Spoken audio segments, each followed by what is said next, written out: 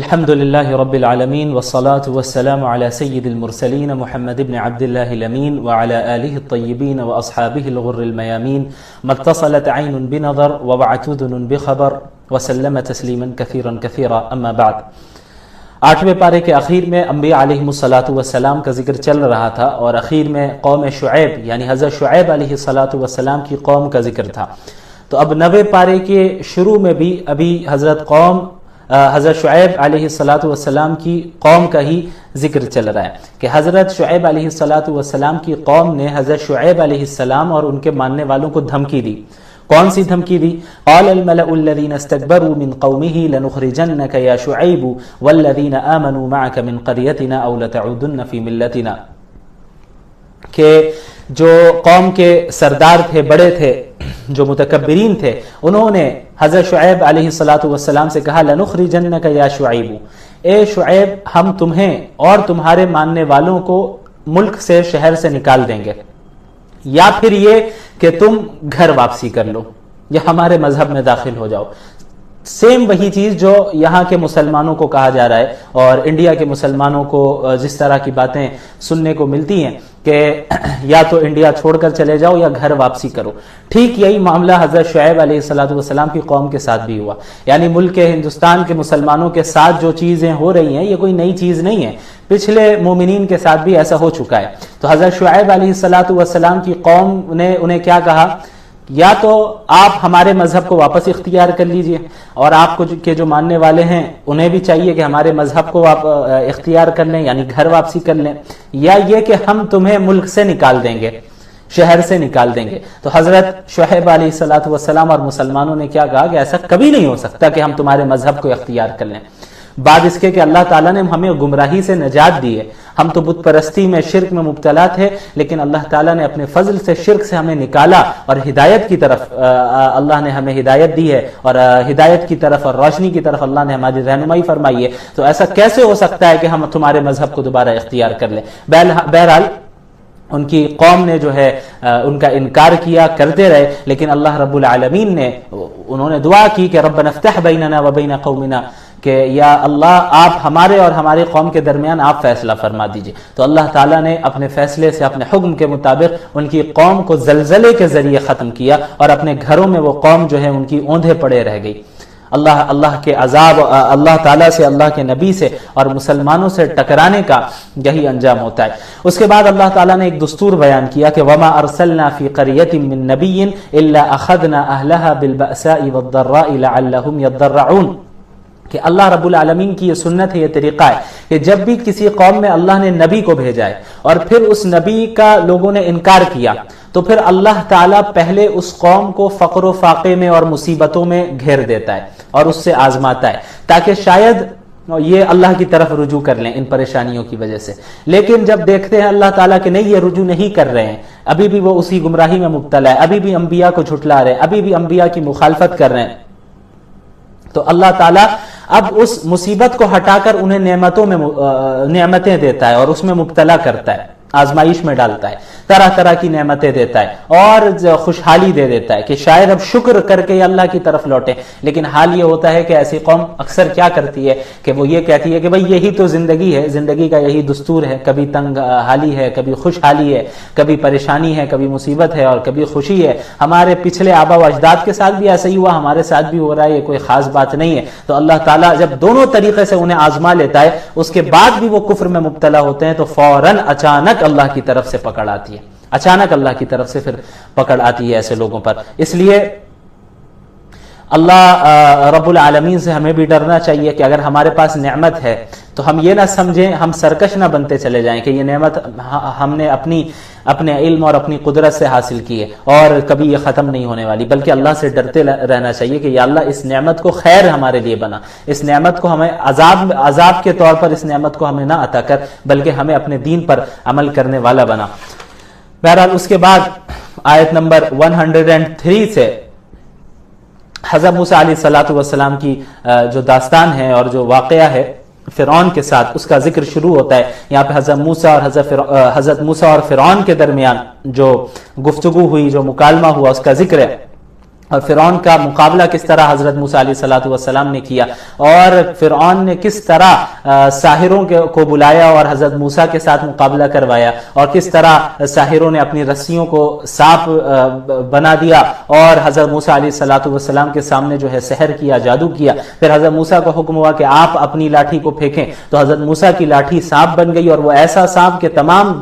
جادوگروں کے سانپ کو اس نے کھا لیا۔ تو جو جادوگر تھے وہ بھی سمجھ گئے کہ یہ جو ہے عام انسان نہیں ہے بلکہ یہ نبی ہی ہو سکتے ہیں، اور یہ اللہ ہی کی طرف سے یہ معجزہ انہیں ملا ہے۔ تو جتنے جادوگر تھے وہ سب کے سب مسلمان ہو جاتے ہیں۔ تو حضرت موسیٰ علیہ الصلوۃ والسلام کو اللہ نے مختلف معجزات دیے، ان میں سے دو بڑے معجزے جو تھے ان کا ذکر ہے۔ ایک تو یہی ہے عصا، لاٹھی، وہ اگر آپ علیہ السلام اگر کسی پتھر پر مارتے تو وہاں سے پانی کا چشمہ بہ پڑتا، اور سمندر پر جب انہوں نے مارا تو سمندر کے دو حصے ہو گئے۔ اس کے علاوہ ساحروں کے سامنے جب انہوں نے لاٹھی پھینکی تو وہ سانپ بن گئی وہ لاٹھی۔ اس کے علاوہ دوسرا بڑا معجزہ ید بیضا ہے۔ ید بیضا کا کیا مطلب کہ حضرت موسیٰ علیہ الصلوۃ والسلام کو ایک معجزہ یہ بھی دیا گیا تھا کہ آپ علیہ الصلوۃ والسلام جب اپنے ہاتھ کو اپنے بغل کے نیچے رکھتے اور پھر اسے نکالتے تو ان کا ہاتھ سورج کی طرح چمکنے لگتا، روشنی بالکل ایک دم بہت تیز روشنی ہوتی۔ تو یہ بھی ایک جو ہے ان کے ساتھ معجزہ تھا۔ اس کے باوجود فرعون نے انہیں تسلیم نہیں کیا۔ جب جو ساحر آئے تھے، جتنے جادوگروں کو فرعون نے بلایا تھا حضرت موسیٰ کے مقابلے میں، وہ لوگ تو کہنے لگے یہ حضرت موسیٰ جادو کر رہے ہیں، علیاذ باللہ، لاٹھی سانپ بن جا رہی ہے، اور جو ہے یہ جو ید بیضا کا مسئلہ ہے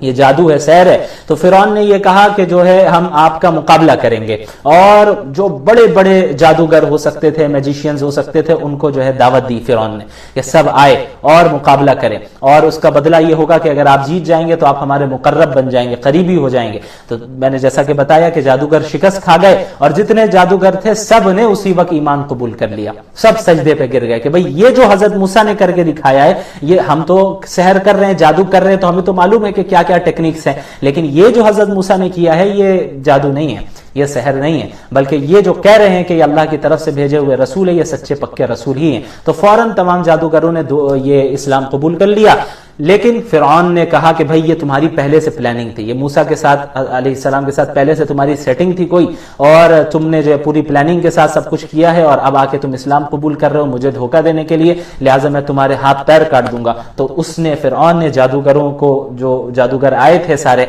جنہوں نے اسلام قبول کر لیا، انہیں قتل کروا دیا۔ بہرحال اللہ رب العالمین نے پھر فرعون اور اس کی قوم پر مختلف عذاب بھیجے تاکہ وہ اللہ کی طرف رجوع کر لیں، اور یہاں پہ تقریباً 5 عذابوں کا ذکر ہے آیت نمبر 133 میں۔ فَأَرْسَلْنَا عَلَيْهِمُ الطُّوفَانَ وَالْجَرَادَ وَالْقُمَّلَ وَالضَّفَادِعَ وَالدَّمَ آیَاتٍ مُفَصَّلَاتٍ، کہ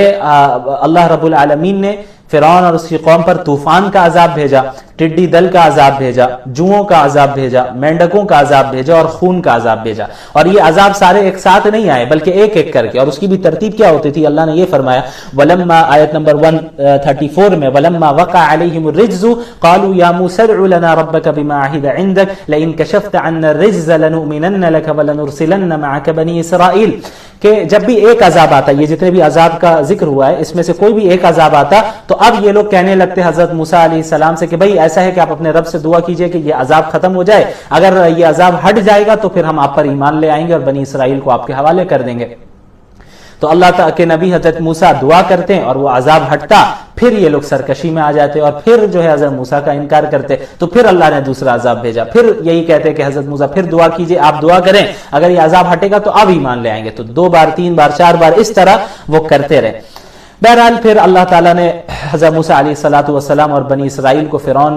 کے ظلم سے نجات دی اور سمندر کے بیچ سے راستہ بنایا، اور وہاں سے حضرت موسیٰ اور بنی اسرائیل نکل گئے اور فرعون اور اس کا لشکر وہیں غرق ہو گیا۔ تو پار ہونے کے بعد، وہاں سے نجات پانے کے بعد، بنی اسرائیل نے حضرت موسیٰ علیہ السلام سے درخواست کی کہ اب ہمیں ایک زندگی کا کچھ ضابطہ چاہیے، ضابطہ حیات ہمیں چاہیے، آپ اللہ سے کہیں کہ ایک ایسی شریعت نازل کرے جس کے مطابق ہم اپنی زندگی گزارے۔ تو حضرت موسیٰ علیہ السلام نے اللہ تعالیٰ سے دعا کی کہ ضابطۂ حیات عطا کریں، تو اللہ تعالیٰ نے تورات دینے کے لیے حضرت موسیٰ علیہ السلام کو 30 دنوں کے لیے کوہ طور پر بلایا، پھر 10 دن اور اضافہ کیا، یعنی ٹوٹل 40 دن تک۔ وَوَعَدْنَا مُوسَىٰ 142 آیت نمبر، وَوَعَدْنَا مُوسَىٰ 30 لَيْلَةً وَأَتْمَمْنَاهَا ب10 فَتَمَّ مِيقَاتُ رَبِّهِ 40 لَيْلَةً، تو 40 دنوں تک حضرت موسیٰ علیہ الصلوۃ والسلام کو کوہ طور پر بلایا، وہاں وہ عبادت کرتے رہے. پھر حضرت موسیٰ علیہ الصلوۃ والسلام کو تورات دی گئی کہ اب آپ بنی اسرائیل میں تورات لے جائیں اور انہیں کہیں کہ اب اس کتاب کے مطابق آپ کو اپنی زندگی گزارنی ہے. لیکن ہوا کیا ان 40 دنوں میں کہ حضرت موسیٰ علیہ الصلوۃ والسلام وہاں کوہ طور پر تھے، لیکن بنی اسرائیل جو ہے شرک میں مبتلا ہو گئے. یہ بچڑے کو معبود بنا دیا انہوں نے اور اس پتلے کی عبادت کرنے لگ گئے، جیسا کہ آیت نمبر 152 میں ہے، ان الذين اتخذوا العجل سينالهم غضب من ربهم وذلة في الحیاۃ الدنیا، کہ جن لوگوں نے بھی بچڑے کو اپنا معبود بنا لیا، بت پرستی میں مبتلا ہو گئے. اچھا اب اندازہ لگائے کیسی قوم ہے، اللہ نے انہیں نجات دی فرعون سے، اور کس طرح معجزے کے طور پر جو ہے راستہ کھلا ان کے لیے. اتنی نعمتوں کے باوجود اللہ نے ان کے لیے آسمان سے من اور سلوہ نازل کیا، طرح طرح کی نعمتیں دیں، اس کے باوجود کس طرح مخالفت کرتے اللہ کی.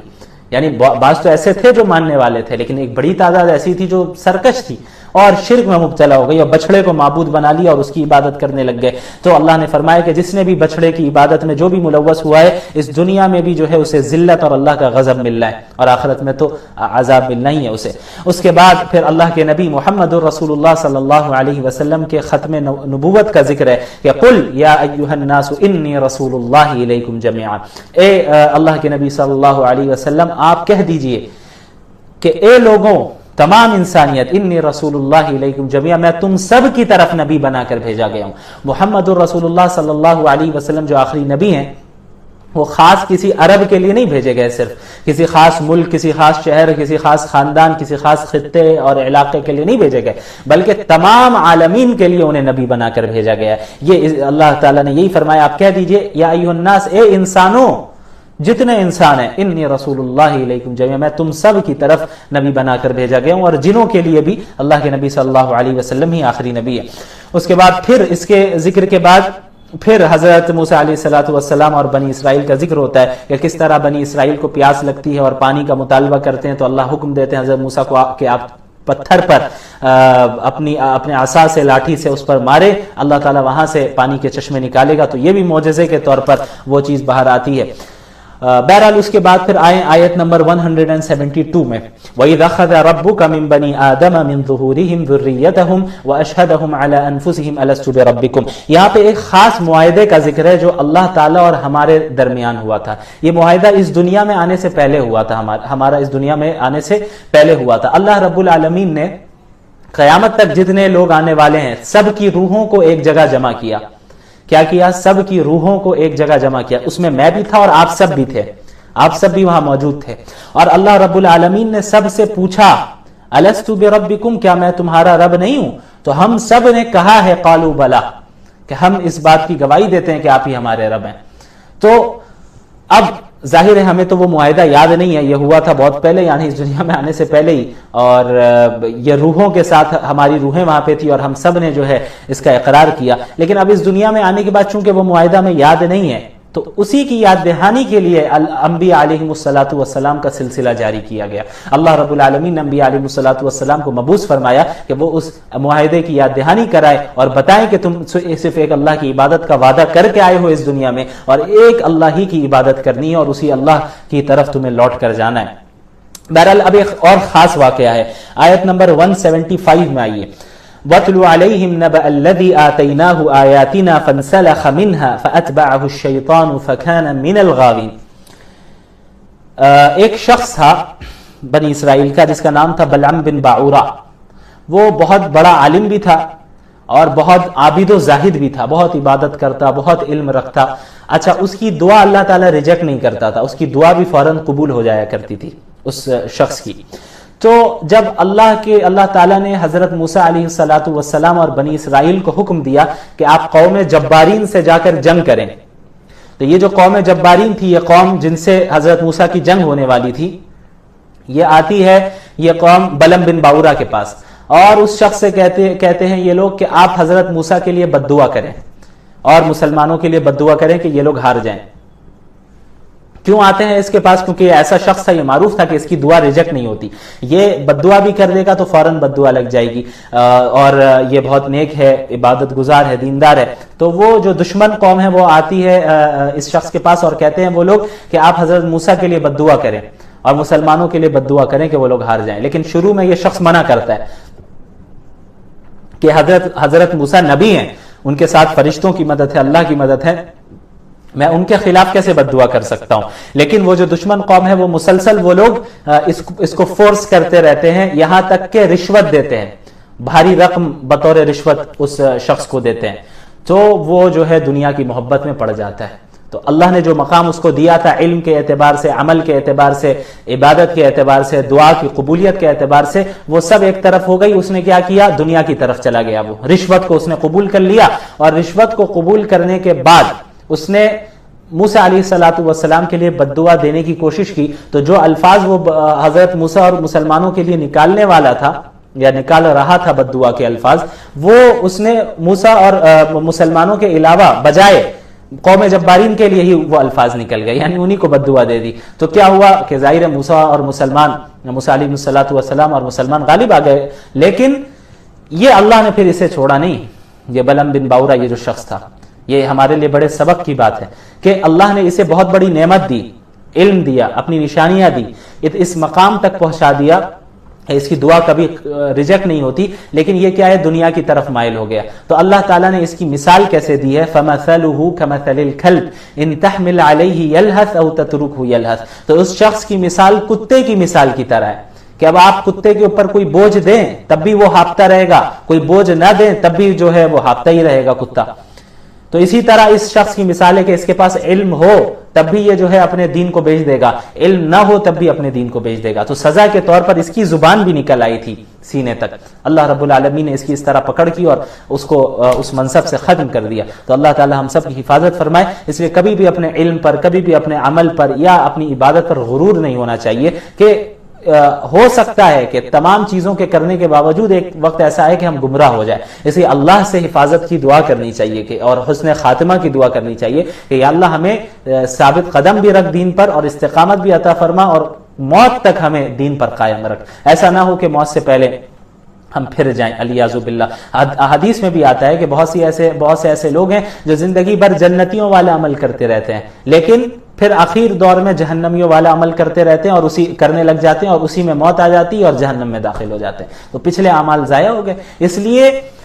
نیک اعمال پابندی کے ساتھ اور موت تک کرتے رہنا ضروری ہے، اور اس میں اللہ ہی کی طرف سے جب مدد ہوگی تبھی انسان اس پر قائم رہ سکتا ہے۔ اس لیے اللہ رب العالمین سے توفیق کی دعا مانگنی چاہیے۔ اس کے بعد اللہ رب العالمین نے علم غیب کا ذکر کیا کہ غیب کا علم صرف اللہ کے پاس ہے۔ غیب کسے کہتے ہیں؟ غیب ہر اس چیز کو کہتے ہیں جس کو آپ اپنے سینس آرگنز کے ذریعے اور محض عقل کے ذریعے اس چیز کو آپ اس کا ادراک نہیں کر سکے، لیکن اس چیز کے متعلق اللہ تعالیٰ نے محمد رسول اللہ صلی اللہ علیہ وسلم کے ذریعے ہم تک خبر پہنچائی ہے، تو وہ غیب کی بات ہو گئی۔ تو اب اس پر ایمان لانا ضروری ہے۔ مثلا جنت ہے، جہنم ہے، ہم جنت اور جہنم کو ہم نے دیکھا نہیں ہے، ہم اپنے سینس آرگنز کے ذریعے جنت جہنم کو نہیں جان سکتے، اپنی محض عقل کے ذریعے جنت جہنم کو نہیں جان سکتے،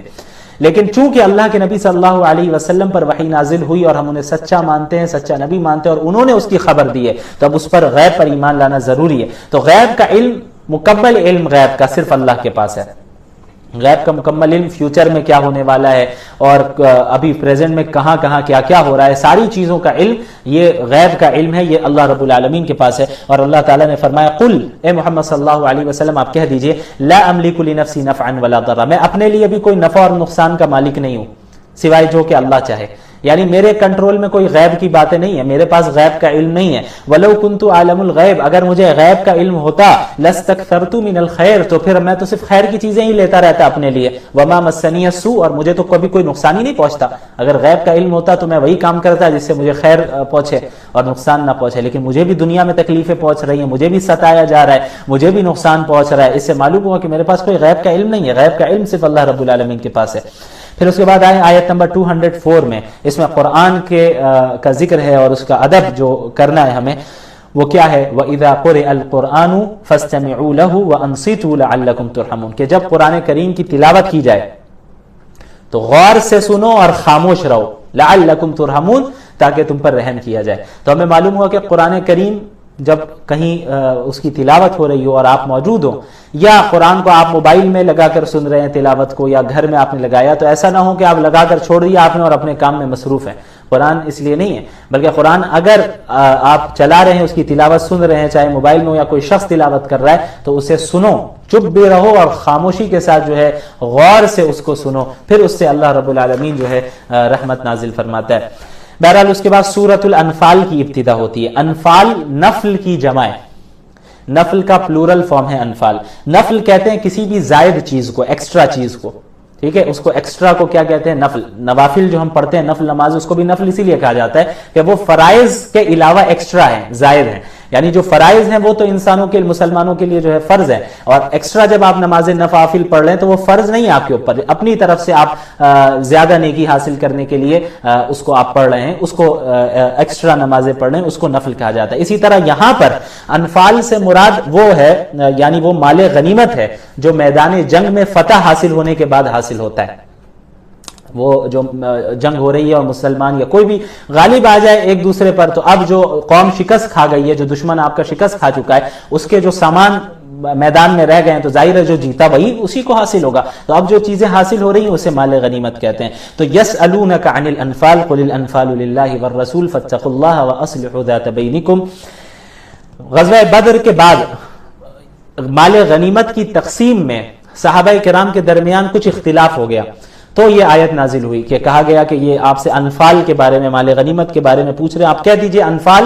یہ اللہ اور اس کے رسول، مال غنیمت اللہ اور اس کے رسول کا ہے، یعنی اللہ اور اس کے رسول فیصلہ فرمائے گا کہ اس کو لوگوں کے درمیان کیسے تقسیم کرنا ہے، جس میں غریبوں کا بھی خیال رکھا جائے گا، فقراء کا، مساکین کا، ضرورت مندوں کا، سب کا، اور جن لوگوں نے جو ہے مجاہدہ کیا، تکلیف اٹھائی اور جو ہے مقابلہ کیا، ان کا بھی خیال رکھا جائے گا، سب کو اچھے انداز میں تقسیم کیا جائے گا۔ یہ کام اللہ اور اس کے رسول کا ہے، اور جو مسلمان ہے وہ آپس میں اختلاف میں نہ پڑے، آپس میں اصلاح کر لیں اور تقوی اختیار کریں۔ اس کے بعد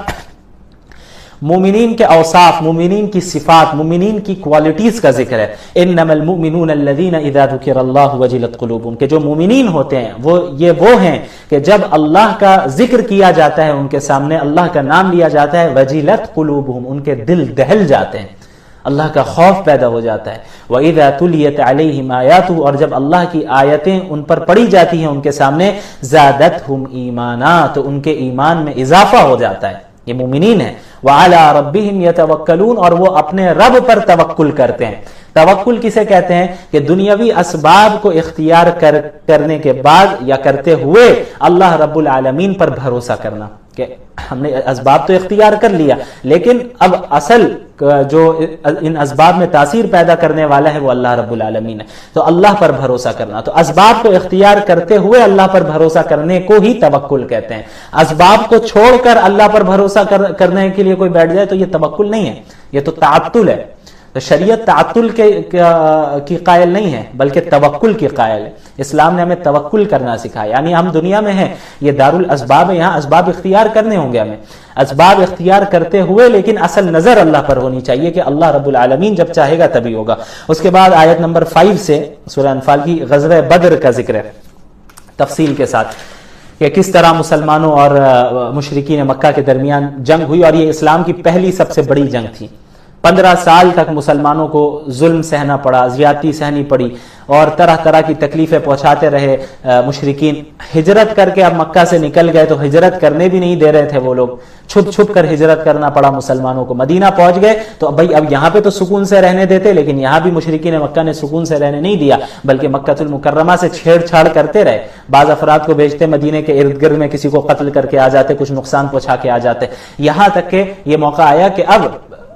مسلمانوں کو اجازت مل گئی کہ اب آپ جو ہے، اب ظلم کو آپ ایک حد تک آپ نے برداشت کر لیا ہے، اب یہ موقع ہے کہ آپ اپنے رائٹس کے لیے لڑیں۔ اور آپ نے ہر طریقے سے مشرکین کو سمجھایا، لیکن وہ لوگ نہیں مانے، تو اب وہ لڑنے آ رہے ہیں تو آپ بھی مقابلہ کریں، اب جو ہے قتال ہوگا، جہاد ہوگا۔ تو غزوہ بدر میں یہاں 313 تھے صرف مسلمانوں میں، اور ان کے مقابلے میں یہاں 3 گنا زیادہ تعداد، زیادہ اسباب، لیکن اللہ رب العالمین نے محض اپنے فضل و کرم سے اور صحابہ کرام اور اللہ کے رسول صلی اللہ علیہ وسلم کے ایمان اور اعمال صالحہ کی بنیاد پر مسلمانوں کو کفار پر غلبہ عطا کیا۔ بہرحال اس کے بعد اللہ تعالی یہاں پر میدان جنگ میں مسلمانوں کو کس طرح کامیابی حاصل ہو اس کے لیے چند اصول بیان کرتے ہیں اللہ رب العالمین۔ اس تقریباً 2-3 صفحات میں تقریباً 5 اصول بیان کیے گئے۔ اگر ان 5 اصول پر مسلمان جم جائیں تو اللہ رب العالمین کی طرف سے میدان جنگ میں ان کے لیے مدد آئے گی۔ سب سے پہلا اصول کیا ہے؟ آیت نمبر 15، یا ایھا الذین آمنوا اذا لقیتم الذین کفروا زحفا فلا تولوہم الادبار۔ اس میں یہ بتایا گیا ہے کہ جب آپ کفار کے ساتھ جنگ ہو جائے شروع، یعنی اولاً تو حتی الامکان اسلام جنگ کرنے کا یعنی جنگ کو پسند تو نہیں کرتا اسلام، لیکن اب معاملہ اتنا زیادہ بڑھ جائے کہ اب مشرکین آپ کو ختم کرنے میں اور تکلیف پہنچانے میں حد سے آگے بڑھ گئے اور آپ اتنے ظلم و زیادتی کے شکار ہو گئے کہ اب آپ کو لڑ کر ہی اپنا حق مل سکتا ہے، تو وہ لاسٹ لیول یہ ہے کہ اب وہاں پر جہاد کیا جائے گا، اب وہاں پہ مقابلہ کیا جائے گا۔ تو سب سے پہلا اصول یہ بتایا گیا کہ اب جب مقابلہ شروع ہو جائے، اگر جنگ مسلط ہو گئی تو اب پیٹ پھیر کر نہیں بھاگنا ہے،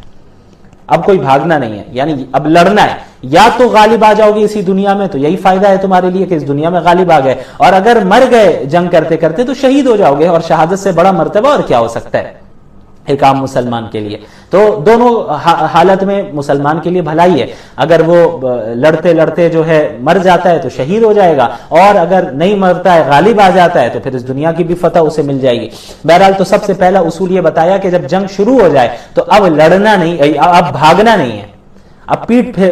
پھیر کر بھاگنا نہیں ہے، بلکہ اب مقابلہ کرنا ہے ڈٹ کر۔ نمبر 2 آیت نمبر 20 میں دوسرا اصول، یا ایھا الذین آمنوا اطیعوا اللہ ورسولہ ولا تولوا عنہ وانتم تسمعون، کہ اللہ اور اس کے رسول کی اطاعت کرنا ہے، عام حالتوں میں بھی اور میدان جنگ میں بھی۔ اللہ اور اس کے رسول نے جو حکم دیا فوراً مانو، اتحاد کی طرف اشارہ ہے، یہ چیز بھی ہونا ضروری ہے۔ اس کے بعد تیسرا اصول آیت نمبر 24 میں، یا ایھا الذین آمنوا استجیبوا للہ وللرسول اذا دعاکم، اس میں یہ بتایا گیا کہ اللہ اور اس کے رسول کی دعوت کو قبول کرنا، یعنی اللہ اور اس کے رسول جب بلائے فوراً حاضر ہو جاؤ، اللہ اور اس کے رسول کے دین کا تقاضا جب ہو فوراً حاضر ہو جاؤ۔ تو یہ بھی ایک اصول ہے کہ جب اسے اختیار کرے گا بندہ تو اللہ رب العالمین جو ہے مسلمانوں کو فتح اور نصرت عطا کرے گا۔ چوتھا اصول آیت نمبر 27 میں، یا ایھا الذین آمنوا لا تخونوا اللہ والرسول وتخونوا اماناتکم وانتم تعلمون، کہ اے ایمان والو، اور اللہ اور اس کے رسول کے ساتھ خیانت نہیں کرنا، اللہ اور اس کے رسول کے ساتھ خیانت نہیں کرنا، بے وفائی نہ کرنا، بلکہ اللہ اور اس کے رسول کے ساتھ وفا کا معاملہ کرنا، اچھائی کا معاملہ کرنا، اور ان کے ساتھ کوئی خیانت نہیں کرنا۔ اسے بھی جب تم اختیار کرو گے تب اللہ کی مدد آئے گی۔ اور پانچواں اور سب سے اہم اصول آیت نمبر 29، یا ایھا الذین آمنوا ان تتقوا اللہ یجعل لکم فرقانا، کہ تم تقوی اختیار کرو، اے ایمان والو اللہ کا تقوی اختیار کرو۔ تقوی کہتے کسے میں نے بتایا تھا پہلے بھی، کہ اللہ اپنی جلوت میں بھی اپنی خلوت میں بھی اللہ رب العالمین کے تمام احکامات پر عمل کرنا، اور اللہ نے جن چیزوں سے منع کیا ہے اس سے اپنے آپ کو دور رکھنا، تنہائی میں بھی اور لوگوں کے سامنے بھی، اسی کا نام تقوی ہے۔ اللہ کا لحاظ رکھنا، اس کا پاس و لحاظ رکھنا، اس کا نام تقوی ہے۔ تو عام حالتوں میں بھی اور میدان جنگ میں بھی اللہ کا تقوی اختیار کرو۔ جب تم